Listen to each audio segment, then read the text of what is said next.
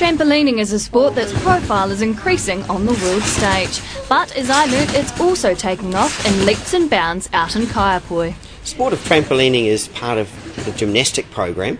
We're part of the Olympics, which has been a great movement forward for the sport.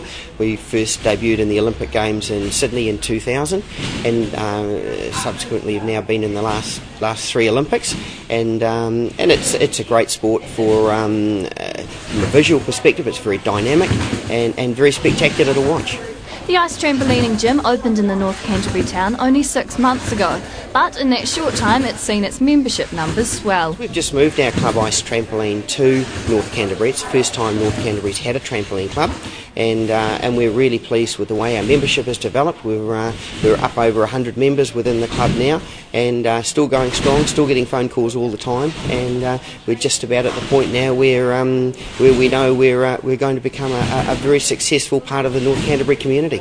And for a sport that's usually done in a backyard, to take it up competitively requires a lot of practice. As a sport, it's obviously very different to what the kids do on a backyard trampoline. The first thing we look at doing is obviously just building up some core strength for them and some balance. So once they have the control on a trampoline and they can actually use their bodies and stay nice and tight and create a good amount of height, we can then start teaching them the safe landing positions. So we take them through the safe landings of seat drops and front drops and back drops, and then from there we progress through to twisting movements and somersaults. And to perform some of the death-defying tricks that these youngsters do requires a whole lot of trust in those teaching you. It is a confidence thing. There's nothing physically demanding for a child to do a front or a back somersault. It's not a physical thing. Anybody can do one. It is just a confidence thing. And I guess one of the most important things we do here is give the children, or anybody that's involved here in the sport, the confidence and the trust that they can do the skills that we're asking them to do. We do a lot of hand catching, so we make sure that we guide the kids through the somersaults, through the skills themselves, so that they feel totally safe in what they're doing. And then as and when they realise that the skill is not as hard as they thought it was, and then we gradually let them take a little bit more ownership of it until they're able to do the skill themselves. Nigel believes one of the great things about trampolining, unlike many of the gymnastic type sports, is the fact that age is no barrier.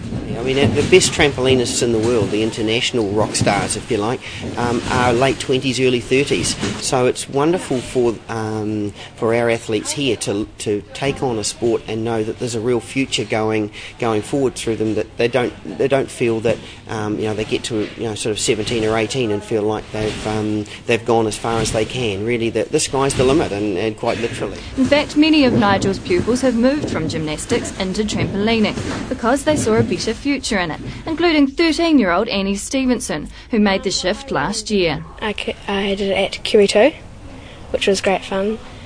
I learned a lot of skills, which I really enjoyed. I love bar most of all. The uneven bars, that were my favourite. I competed a lot and I got to level 7 and competed for New Zealand and Perth, which made a great memory, and I really enjoyed it. And it seems, having moved from a successful career in gymnastics, she hasn't looked back. I love it that it's as close as I can get to flying. I've always wanted to fly, just by myself. I've always dreamt about flying. And you think that this is as close as it sort of feels I really, really enjoy it. And Nigel's squad has a busy year of competitions ahead of them. Yep, we have a couple of major competitions in the South Island coming up this year. There's the Upper South Championships and the Canterbury Championships that are coming up in July and August. And then from there they'll be trying to qualify for the National Championships, which are held in September, and they're at Mystery Creek in Hamilton. And the squad will be looking to back up some top performances at last year's Nationals. We're very proud of our competitive members here. We had 15 of our competitors represent New Zealand last year at the Indo-Pacific Championships that were held in Rotorua. We won 3 medals in the tumbling discipline, many finalists, and we're certainly very proud of the success both at international and at a national level. One trampolinist who will be hoping to be in the medals is 16-year-old Kieran Growcott, who's already had much success on the international stage.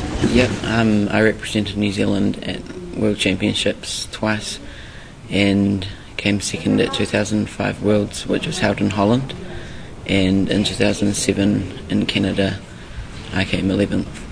So, with a busy year of competition stretched ahead of them, the ice squad will be putting in hours of practice to get a jump on the competition.